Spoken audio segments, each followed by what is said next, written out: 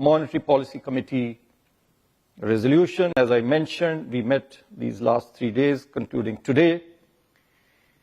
And after a detailed assessment of the evolving macroeconomic and financial developments and the economic outlook, as I mentioned, we are forward-looking, the MPC decided unanimously to reduce the policy rate by 25 basis points from 6.5% to 6.25%.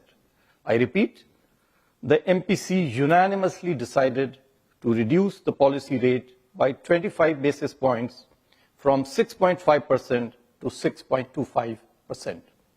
Consequently, the Standing Deposit Facility, SDF, the SDF rate shall be at 6.0%, and the marginal standing facility rate, also called the MCF rate, and the bank rate shall be 6.5%. The MPC also decided unanimously, again, to continue with the neutral stance and remain unambiguously focused on a durable alignment of inflation with the target while supporting growth. I shall now state the rationale for the decision in brief. The MPC noted that inflation has declined, supported by favorable outlook on food and continuing transmission of past monetary policy action. It is expected to further moderate in 2025-26, gradually aligning with the target. The MPC also noted that though growth is expected to recover from the low of Q2 of 2024-25 this year, it is much below that of last year. Last year, you are all aware, it was 8.2%. This growth inflation dynamics opens up policy space for the MPC to support growth, while remaining focused on aligning inflation with the target. And accordingly, the MPC decided to reduce the policy rate, by 25 basis points to 6.25%. At the same time, the MPC felt that excessive volatility in global financial markets and continued uncertainties about global trade policies, coupled with adverse weather events, pose risks to the growth and inflation outlook.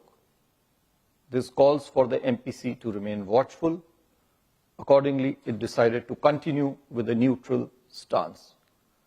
This will provide MPC with the flexibility to respond to evolving macroeconomic environment.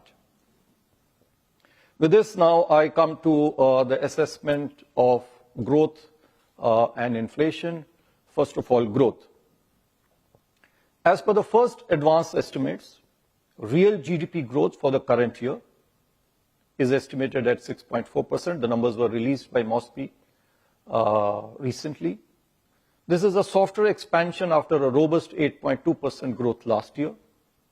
Going forward, economic activity is expected to improve in the coming year.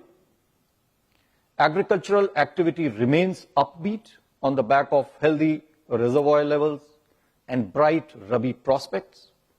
Manufacturing activity is expected to recover gradually in the second half of this year and beyond. Early corporate results for Q3, and we have more than 50% of the results now as we speak. It indicates a mild recovery in the manufacturing sector. Mining and electricity are rebounding from monsoon-related disruptions in Q2. Business expectations remain upbeat, as evident from the PMI Manufacturing Future Output Index. Services sector activity continues to be resilient. PMI services, however, declined from its recent peak. On the demand side, rural demand continues to be on an uptrend, while urban consumption remains subdued, with high-frequency indicators providing mixed signals. And we are aware, we got the Nielsen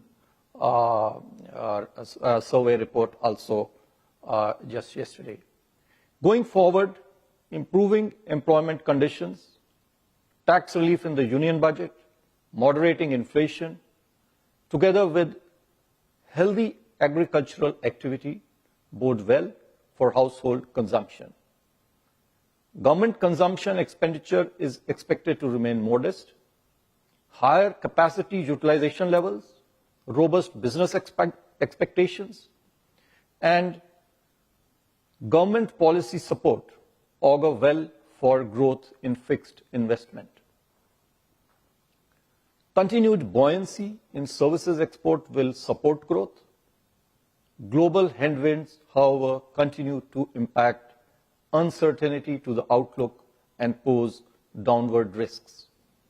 Taking all these factors into consideration, the RBI has estimated that real GDP growth for the next year to be at about 6.7%, with Q1 at 6.7%, Q2 at 7%, Q3 at 6.5%, and Q4 too at 6.5%. The risks are evenly balanced.